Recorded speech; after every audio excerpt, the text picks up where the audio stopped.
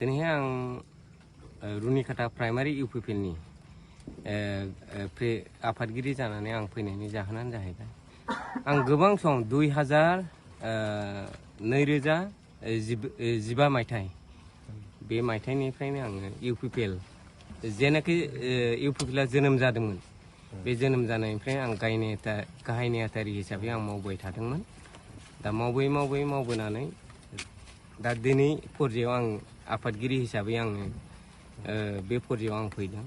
दा नुनो मोनदों दिनै 5 बोसोर सरकार जानानै थांनाय समाव जोङो जेबो अनुजायै जों मोननो थाङाखै। दिनै जोङो प्लास पइन्ट जानांगौआ माइनास पइन्ट जों जागासिनो दं।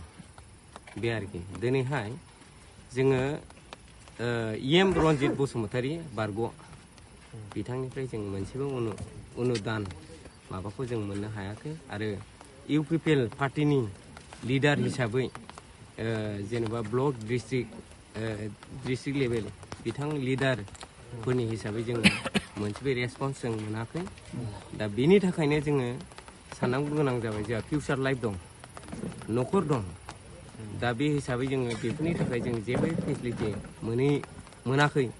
बेखौ जोङो सिन्था आरो सरसा खालायनायनि नोजोरजों दिनैहाय आङो नैबे जेनेबा हाग्रामा सरकार दैदेननाय बिपिएफ पार्टी बे पार्टीयाव आङो दिनै आंनि गोसो गोरबोजों आङो दिनै जगदान जाफैयो। दिनै जोंना कान्तेस्वर नार्जारी बिथां जिनाखि इउपिपिएलनि रुनिकाटा प्राइमारिनि आफादगिरिमोन, बिथाङा सिगां समाव जेनेरेल सेक्रेटारि दङमोन। दा बिथाङानो रुनिकाटा प्राइमारि इउपिपिएलखौ सालायबाय थायोमोन। रुनिकाटायाव जेसेबां केम्पेनिं जायो बिथांनि दैदेननायनि दारैनो जायोमोन इउपिपिएलनि एक्टिभिटिफ्रा। दा बिथाङा आंनो जनायहरदोंमोन कि फेरेंगा जायनाखि सिडली समस्तिनि बिजाथि नैबे एमएलएनि रन्जित बसुमतारी जायखौ बुङो, बिथांनि जेनाखि सहायथावै आखुफोर, हमनानै ला गावनि फिसाजोखौ साख्रि होग्रोनाय, गावनि बिमानि माइनाव एन्टारप्राइजनि नामाव नोङो बे IBS स्किम DICCनिफ्राय हरनायखौ गावसोर लाग्रोनाय, गावनि पिएनि बिसिनो साख्रि होहोग्रोनाय। दा बेफोर जेनाखि गावनि फेमिलिखौसो साननाय, बेफोरखौ बिथाङा मोजां मोनाखै। बिनि थाखायनो बिपिएफआव जयेन जानोसै होननानै बिथाङा आंनो जनायहरदों।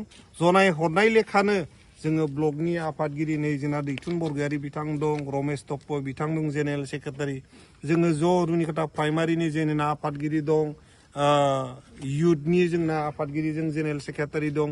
जोङो ज' सावरायलायनानै बिथांखौ बिपिएफ हान्जायाव बरायनानै लानोसै होननानै जों थिरांथा लादों आरो बिथाङा दिनैनिफ्राय बिपिएफनि जानानै खामानि मावगोन आरो हाग्रामा महिलारि बिथांनि जिनाखि बड'लेण्डखौ मोनसे जौगाथाय बड'लेण्ड दानायनि जिनाखि सिमां, बेवहाय बिथाङाबो गसंफागोन। दिनैनिफ्राय बिथाङा बिपिएफनि सोद्रोमा